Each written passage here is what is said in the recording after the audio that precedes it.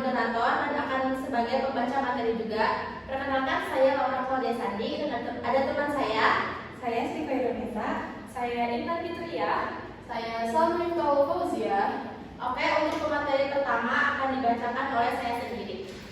Di era digital ini, anak-anak sering sekali lebih memilih bermain gadget daripada berolahraga. Dan pola makan mereka didominasi oleh makanan cepat saji yang tinggi gula dan lemak. Akibatnya, obesitas anak menjadi masalah kesehatan global yang semakin mengkhawatirkan.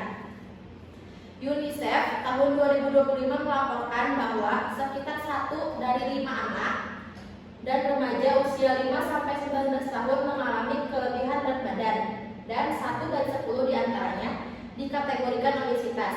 Data tersebut menandai bahwa untuk pertama kalinya dalam sejarah, prevalensi obesitas pada anak melampaui kasus kekurangan gizi atau underweight pada kelompok usia sekolah di badan negara. Kondisi ini tidak lepas dari meningkatnya konsumsi makanan ultra proses yang tinggi gula, garam, dan lemak, serta menurunnya aktivitas fisik akibat perubahan gaya hidup digital. Situasi global tersebut juga terlihat jelas di Indonesia berdasarkan survei Status Gizi Indonesia atau SSGI tahun 2022. Prevalensi kelebihan berat badan pada usia 5-12 tahun mencapai 10,8%, sedangkan obesitas berada pada kisaran 9,2%. Dengan demikian, hampir 20% anak Indonesia memiliki berat badan berlebih. Angka yang menunjukkan bahwa obesitas telah menjadi masalah sedang menghadapi double burden malnutrition, yaitu koeksistensi antara gizi kurang dan gizi lebih dalam satu populasi. Jika ditinjau lebih spesifik di tingkat provinsi, Jawa Barat termasuk salah satu wilayah dengan prevalensi gizi lebih pada anak yang relatif tinggi. Laporan evaluasi gizi provinsi menunjukkan bahwa peningkatan konsumsi makanan instan, perubahan pola hidup urban, dan rendahnya aktivitas fisik berkontribusi terhadap kenaikan kasus gemuk dan obesitas pada anak sekolah. Di wilayah perkotaan seperti Kota Bandung ini, tren ini semakin terlihat dengan pola konsumsi modern dan gaya hidup sedentari yang memperbesar risiko obesitas pada anak. Melihat perkembangan ini, edukasi mengenai konsumsi seimbang, pemilihan makanan sehat, dan pentingnya aktivitas fisik sejak dini menjadi strategi utama dalam menekan peningkatan obesitas anak. Upaya ini dilakukan secara komprehensif oleh keluarga, sekolah, tenaga kesehatan, dan masyarakat. Artikel ini bertujuan untuk memberikan edukasi tentang nutrisi seimbang sebagai strategi pencegahan obesitas anak. Kami akan membahas komponen utama nutrisi, tips praktis untuk orang tua dan anak, serta pentingnya pendidikan dini. Dengan pendekatan yang komunikatif, artikel ini berharap dapat membantu keluarga menerapkan pola hidup sehat sejak dini, sehingga generasi muda dapat tumbuh dengan kuat dan sehat. Untuk pemateri selanjutnya akan saya panggilkan Sri Hoirunisa. Apa itu nutrisi seimbang dan mengapa penting untuk anak? Nutrisi seimbang adalah asupan makanan yang mencakup semua zat gizi esensial dalam proporsi yang tepat untuk mendukung pertumbuhan, perkembangan, dan fungsi tubuh. Bagi anak-anak, nutrisi ini sangat krusial karena mereka sedang dalam fase pertumbuhan cepat. WHO 2024. Menurut WHO pada tahun 2024, pola makan seimbang dapat mencegah obesitas dengan menjaga keseimbangan energi antara kalori yang masuk dan yang dibakar melalui aktivitas fisik. Adapun komponen utama nutrisi seimbang menurut WHO pada tahun 2024 meliputi yang pertama, karbohidrat. Sumber energi utama seperti nasi, roti, gandum, dan buah-buahan. Pilih karbohidrat kompleks yang tinggi serat untuk menghindari lonjakan gula darah. Yang kedua, protein. Penting untuk pembentukan otot dan jaringan. Ditemukan dalam daging tanpa lemak, ikan, telur, kacang-kacangan, dan produk susu rendah lemak. Yang ketiga, lemak sehat. Dibutuhkan untuk fungsi otak dan penyerapan vitamin seperti dari alpukat, kacang, dan minyak zaitun. Hindari lemak jenuh berlebih dari makanan goreng. Yang keempat, vitamin dan mineral. Vitamin A, vitamin C, dan vitamin D, kalsium, dan zat besi mendukung kekebalan tubuh dan pertumbuhan tulang. Sayuran hijau, buah-buahan, dan susu adalah sumbernya.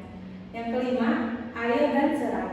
Berdasarkan AKG Kemenkes RI 2019, kebutuhan air berbeda berdasarkan usia. Misal, anak 4-8 tahun memerlukan kurang lebih 1,7 liter.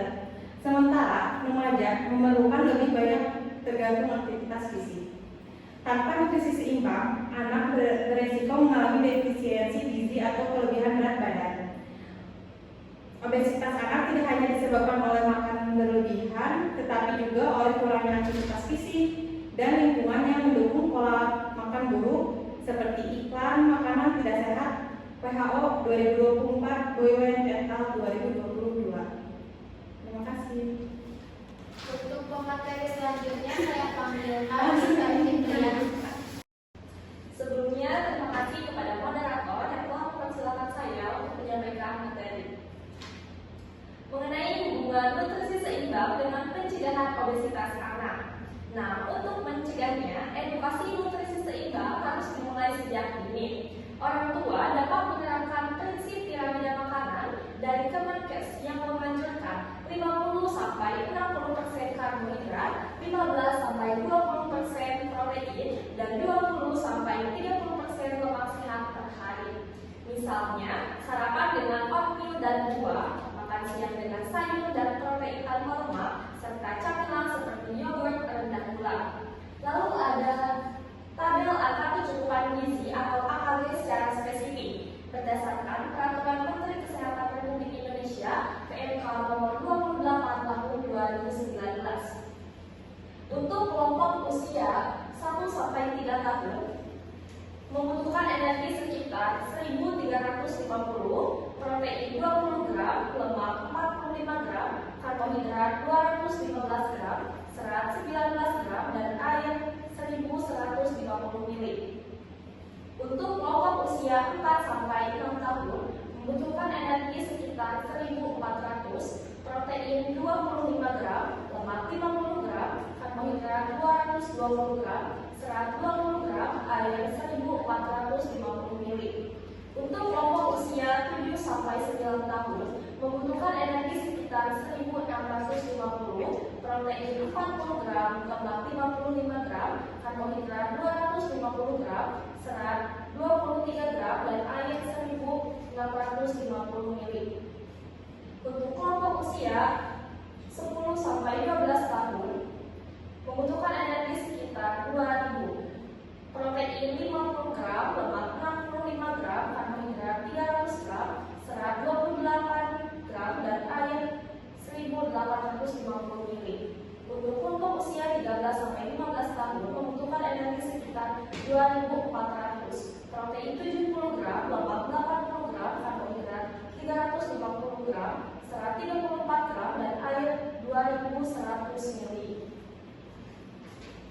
Lalu ada tips praktis untuk edukasi. Yang pertama ada libatkan anak memasak.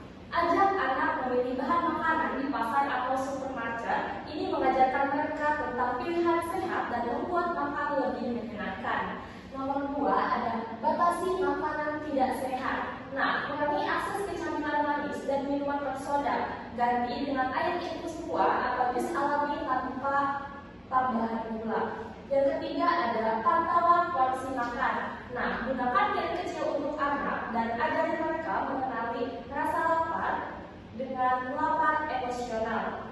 Yang keempat ada integrasikan aktivitas fisik. Nutrisi seimbang harus disertai olahraga harian seperti bermain di taman atau bersepeda untuk membakar kalori berlebih. Nomor 5 ada edukasi di sekolah. Nah, guru dan sekolah dapat mengadakan program nutrisi seperti kelas memasak sehat atau hari tanpa junk food.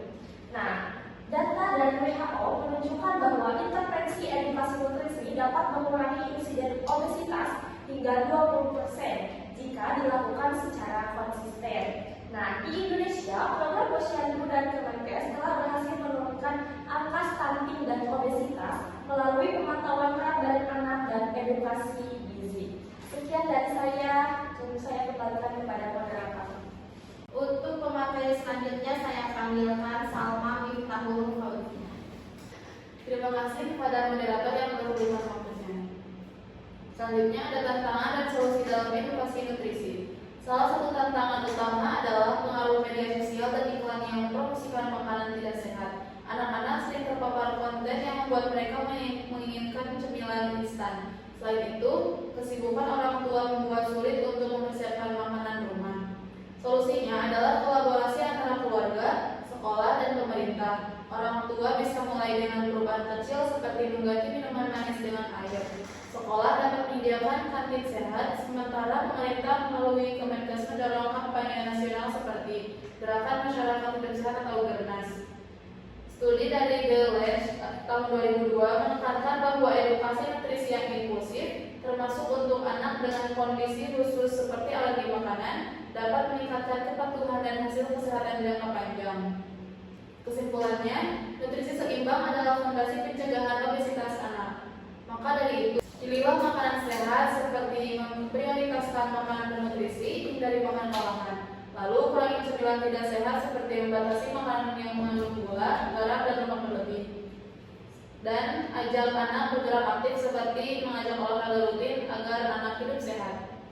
Jadi, orang tua, guru, dan masyarakat harus berkolaborasi untuk menciptakan lingkungan yang mendukung pola makan seimbang. Mari mulai dari sekarang, pilih makan sehat, kurangi cemilan yang tidak sehat, dan ajak bergerak aktif dengan langkah kecil ini. Kita dapat memastikan anak-anak tumbuh menjadi generasi yang kuat dan sehat. Sekian dari saya, mohon maaf dan kesalahan. Terima kasih. Pemaparan materi sudah selesai.